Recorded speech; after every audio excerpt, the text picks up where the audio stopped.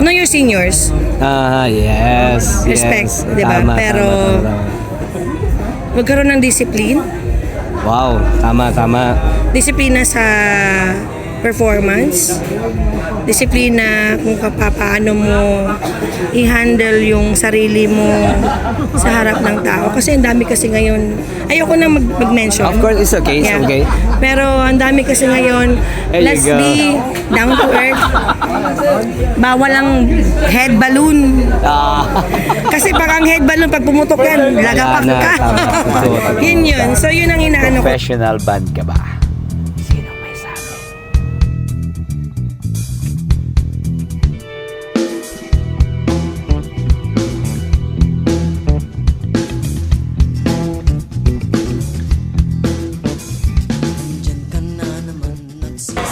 Hello everyone! Nandito na naman tayo sa isang segment ng Professional Band Ka Ba? Sino ang may sabi? At nandito tayo ngayon sa Janeiro Bay Cafe. Ayan. Dito ay... Hello everyone! Ayan, kasama naman natin dito ang Ice Bucket. At syempre, Alter Ego. Nakakalimutan mo ito yung... si Imba ng Alter Ego. Parang familiar ka. Ay, video pala. Video. Ayan. Hey brother, kiss mo! Nandito pa rin kami sa... Regards kay James. Kay James. There you go. Kasama kami yan sa Bangkok for like, I don't know, 5 years? 5 years. Ayan. Naka-vlog ako ngayon. May vlog ako ngayon. Si Sharon po, mga kaibigan. Hindi ko na sasabihin na hindi niya ako nakilala nung una. Pero alam ko yung mga kanta nyo. Ay naman! Sanay na ako doon. This is a vlog. And I'm happy na kasama kami dito sa event. Sinabi ko na nga. Sa... Ay, tingnan dito yung mic natin. Yan. Thank Siya you po so ang much. organizers ng event na to. That's why it's very successful. Yes. Napakaraming band po nakasama. At may vlog kasi ako eh. Yes. Ang title doon, Professional Band Ka Ba? Sino may sabi? Professional band? Professional band ka ba? Sino may sabi? Hindi, okay. Professional band ka ba? Sino may sabi? Tanungin kita about that kasi may vlog ako tungkol sa topic na yan. Yeah. Kasi, di ba kami naging professional? We consider as a professional. Of course. Pero, sino bang may sabi? Wala naman tayong board, wala tayong bar. Well, para sa akin, Yan. professional. Teka, bago mo sabihin yan, sagutin yan. Sabihin mo muna ikaw, ano yung sa field sa music, Okay. sino yung mga nakasama mo. Ako po, my name is Sharon Rosales of Bluegrass Band. Yan.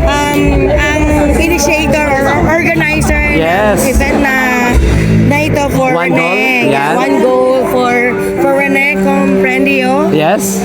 Yeah, who's got... Bata pa lang kami, nanonood na kami sa kanila. Natulala. Joke lang. Ikaw o ako? Joke lang. Ako, nanonood na ako sa Bluegrass, bata pa lang ako. Joke lang. Yan. Anyway, yun po. Ayan, share mo naman sa kanila kasi, di ba, ang sabi nga namin, paano mo mas malalaman na professional ka na if you've been like sa Bluegrass? How long have you been sa Bluegrass? Simula 2015. 2015. So that's 11 years? Yes. 11 years. Before 11 that, years. meron ka bang grupo? Same band with my husband kasi si Frankie. Pero, nag-iba kami ng name. Okay, anong name?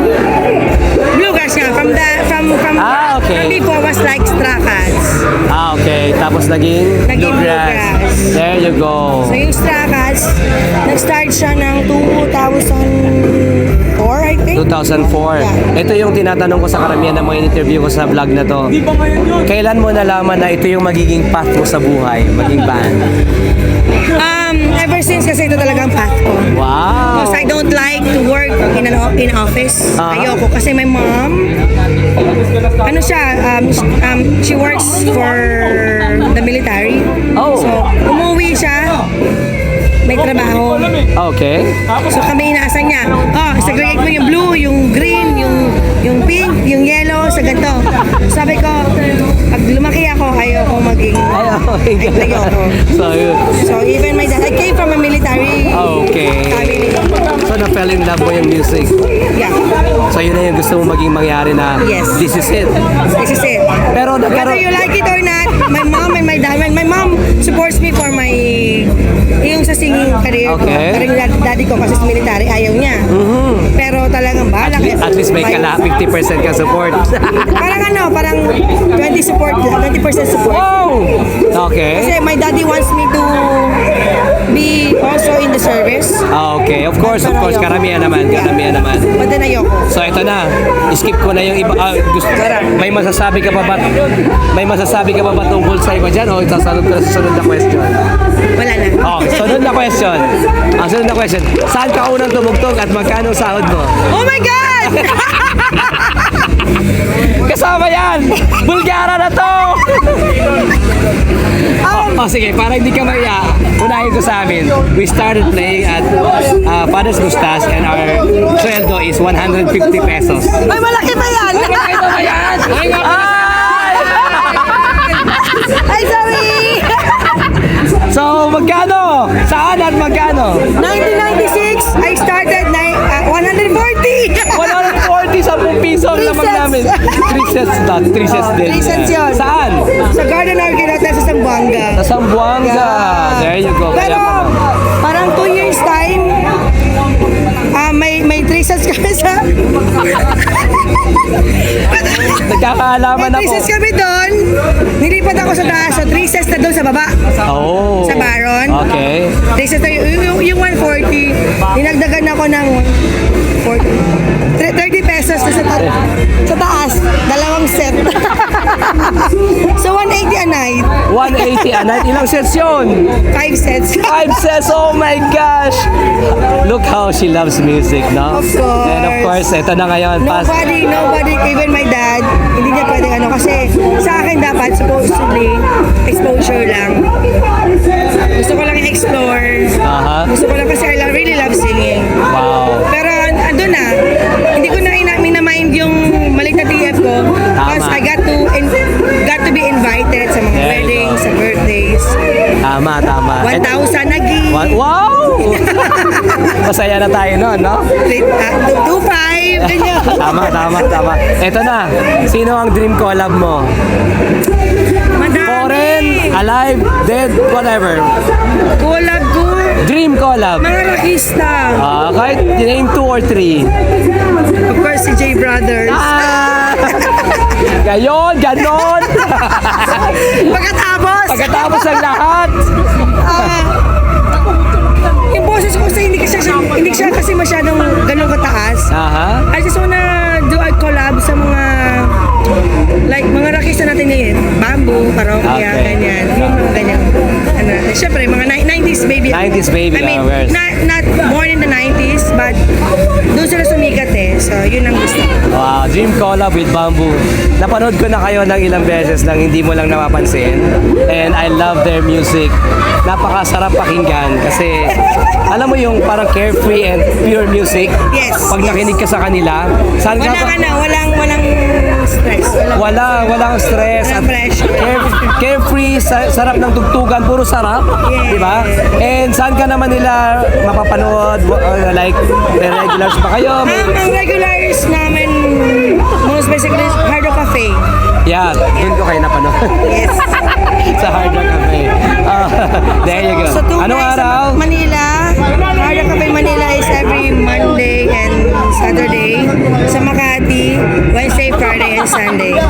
Ayan. There you go guys. Pag you had time, manood po kayo sa Bluegrass. Yes. Kung gusto nyo talaga ng tunay na music, eto na yung next na tatanungin ko. Ano ang may papayo mo sa mga bagong banda? Oh my God. Yung mga nag-aspire at yung mga nagle-level up pa lang. This is actually one of the purpose why I'm doing this vlog. Napapansin ko kasi ngayon sa mga hindi naman mayabang whatsoever, pero know your seniors. Yes. Respect, yes. di ba? Tama, Pero tama. magkaroon ng discipline. Wow, tama. Disiplina sa performance, disiplina kung paano mo i-handle yung sarili mo sa harap ng tao. Kasi ang dami kasi ngayon, ayoko na mag-mention. Of course, it's okay. It's okay. Pero ang dami kasi ngayon, love your craft. No, kasi once you love your craft, bahala sila. Bahala silang magsabi na sino ka ba. Pero as long as you love your craft, you're doing what you love, ginagawa mo yung gusto mo. You don't step on another artist. Yeah. We're okay. There Let's you go. be down to earth. Bawal ang head balloon. Kasi pag ang head balloon, pag pumutok yan, lagapak Wala na. ka. Totoo. yun. So yun ang inaano ko talaga. At saka of course, yung discipline sa band, of course yung pakikitungo mo sa banda. Kasi once you're in a band, hindi lang ikaw yung star eh. Everybody is a star. So lahat, kung gumagawa ng something si drummer, then you have to bigyan mo ng chance si drummer. Spotlight, no? Spotlight. Tama. Ganon. So kasi may time para sa atin. There is always time to shine, you know. Napakaganda ng mga So yun ang yun ang Walang sapawan. Walang sapawan. There you Walang go. sapawan. Walang sapawan sa band. Especially nasa isang band kayo. Ganyan. Kaya tumagal si Bluegrass kasi mababait si Bluegrass. Ayan, there you go. I won't take much of your time. Napakaganda ng mga payo nyo. That's the reason why I'm doing this vlog. Para makakuha ko ng mga advice galing sa mga veterans natin. And thank you so much. Thank Please you, Sharon. thank you, And don't thank forget you, to thank follow you, Bluegrass. Of course. Salamat. Bye everyone. Bye.